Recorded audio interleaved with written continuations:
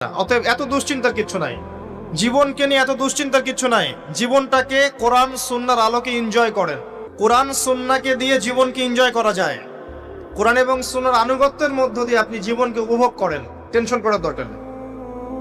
মনে রাখবেন, আল্লাহ যদি আপনার সাথে থাকেন এবং আল্লাহ যদি আপনাকে কবুল করেন, পৃথিবীর কোনো শক্তি নাই আপনাকে টলাবে। পৃথিবীর কোনো শক্তি নাই, পৃথিবীর সমস্ত শক্তি একত্রিত হয়ে আপনার চুল বাঁকা করতে পারবে না, যদি আল্লাহ আপনার সাথে থাকে। আর যদি আল্লাহ আপনার সাথে না থাকে, আইওয়াস শোডাউন দিয়ে কোনো লাভ হবে না, কেউ আপনাকে বাঁচাতে পারবে।